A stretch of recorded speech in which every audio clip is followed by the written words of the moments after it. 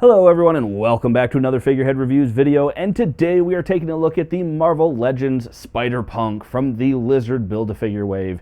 Here we have Spider-Punk displayed in the front window box. On the top we get a Spider-Man logo, the name down at the bottom. We get some artwork that is the same on both sides of Spider-Punk. On the back we have a product shot as well as all the other figures needed in this wave to complete the Lizard Build-A-Figure. And at the top we do have the read-up. Spider-Punk causes major rifts in an alternate universe ruled by the corrupt President Osborne. And at the bottom we do have a UPC code, so you can check with your local retailer to see if they have this in stock. But enough about that, let's get this open and take a look at Spider-Punk. And here is Spider-Punk outside of the packaging, doing his best Marty McFly impression here. And, I'm not too familiar with this figure, or rather this character, but, looking at him, he is a really cool addition to that Spider-Verse, similar to Spider-Noir just being another great addition to that. Some cool accessories and some unique hand molds that we got here. The guitar holding and the guitar pick hands, which we'll get a closer look at, are very cool. He does come with some fighting and thwipping hands as well, which we'll take a look at here when we get a better look at his accessories. And of course he does come with his Build-A-Figure piece, which is the lizard's arm. We're not going to look at that right now though. We'll save that for when we put the lizard together. So for right now, let's go ahead and take a look at the additional hands that come with Spider-Punk, and then we're going to take a look at that guitar up close as well. And then we're going to go ahead and get a better look at Spider-Punk himself. So here we have all the hands. I actually took the extra set of hands off him for the moment because this is all the hands that he does come with, as well as, of course, the guitar. So looking first at his guitar hands, he has, looking first at the guitar, it's relatively plain. I would have liked to see more paint on it, but that's still not bad. And I would have liked to see a strap that, I don't know, maybe was removable. Maybe it is. Maybe it's just really stiff. I don't want to chance it. Yeah, the guitar looks cool, and it's detailed well enough, but like I said, I just kind of wish that maybe there was more, I don't know, just more paint.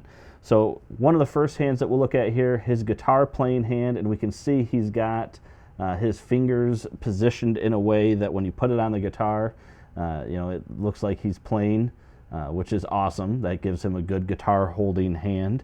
And then his other hand for the guitar, he comes with a pick, and yeah, that's pretty cool. We see a different paint on the pick, which is great. And of course, that's for his other hand, so it'll look like he's actually playing the guitar there. Then we get a punching hand, which is nothing unusual for a Spider-Man figure. And then you could call this his thwipping hand, but it's also very devil horn-ish. So I think that might be his rock and roll devil horns as opposed to a thwip. But I don't know. I don't know much about the character. Maybe that's how he thwips, is with the rock and roll devil horns. So, but either way, I thought it was really cool that they gave us these the specific pick hand and I don't know what you call it, the fret hand. I think that is really cool, so that you can actually have him looking like he's playing the guitar. So, and of course those just pop in like any other hands. You just put it in the port and there you go. Swaps out pretty easy. So, cool. All right, let's go ahead and take a better look now at Spider-Punk. And here is Spider-Punk up close, and the head sculpt isn't really anything too crazy for the most part, aside from the obvious spiked mohawk there. And the only thing is, when you look at that, there were some painting opportunities where some of the red bled into the base of those spikes there, and even in some cases where some of the silver bled onto right there, for example. You got some of the silver bleeding onto the head.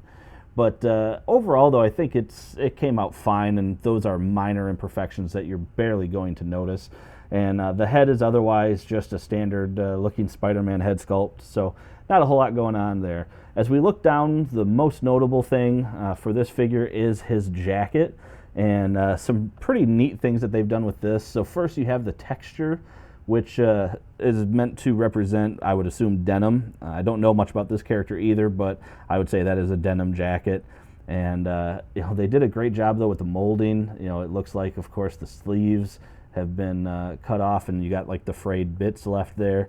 He's got the spikes on the shoulder, which had the same paint issues as on the head. You have some of the silver bleeding onto the jacket and some of the jacket bleeding onto the spikes. He has these pins, which I'm sure are buttons. I'm sure are band names or something like that. Kind of would have been cool if we had something on them, you know, even a Spider-Man logo or something. I don't know what the comics has. And then on the back, you do have this logo here. I'll be honest with you, I don't know what it stands for because, again, I don't know much about this character. But I think that's kind of cool that this character has that, so it still has that back spider logo. But yeah, now, just like with the Spider-Man Noir, this jacket does come off, and it's a little easier because he has the butterfly joints. And then underneath, you have this paint job, and not your typical Spider-Man look. I think that looks pretty cool, though. I'm sure he's going to have the jacket when I display him, because otherwise he just kind of looks, I don't know, he doesn't look the way a Spider-Man should look. But we've seen this sort of Spider-Man design before. It's still the same blue and red with a spider, so just that part is different. The arms are the same. We already took a look at his hands. Nothing going on with his legs. Now his shoes, of course, are where we get unique again. So we have these tennis shoes, which came out looking really cool.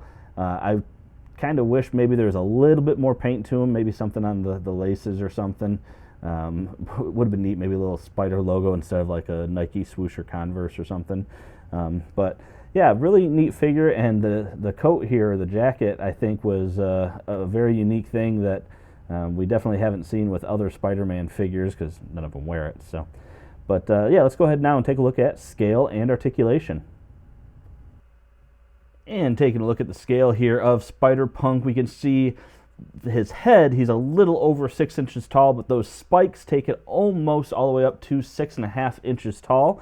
Pretty basic articulation that we've seen with most Spider-Man figures. You got a head that can go all the way around, can look down that far, look up that far, can go up into a pretty high T-pose there. He does have butterfly joints underneath the jacket there, so he can go forward and backwards. He does have a bicep swivel, double jointed elbows, and then he does have rotation and a hinge at each wrist. He's got a pretty deep ab crunch, backwards and forwards, waist rotation, legs that can go apart that far, kick forwards, actually pretty far, backwards not as far, upper thigh cut, a little stiff on that one, double jointed knees. Then he does have a rotation at the top of the shoe, as well as hinge and ankle pivot down there at the bottom. And here we have the entire wave displayed together along with the Lizard Build-A-Figure. We have Lasher, Spider-Man Noir, Gwenpool, Mysterio, the Lizard Build-A-Figure, Spider-Woman, Spider-Punk, and Prowler. Very good looking wave. And that about does it for this review, everyone. And once again, we have another great Spider-Verse character, and I think worth a pickup. He's been pretty hard to find, to be honest with you. I haven't seen him too much on the shelves. Even now, as I'm recording this particular part of the video, we're in October, and he's been pretty thin for the most part. Spider-Woman and Prowler seem to be the peg warmers of this particular wave. But I think you can still find him, and he is worth a pickup. Very unique, a lot of cool custom molds. But overall, I think he's worth it. With that said, guys, this is it, as I mentioned, for the video. So make sure to hit that like button down below if you like this video or the figure. Leave a comment down below. Let me know what you think of either the review or the figure. And make sure to hit that subscribe button for more content just like this. And as always, thanks for stopping by and watching my video, and have a great day. He is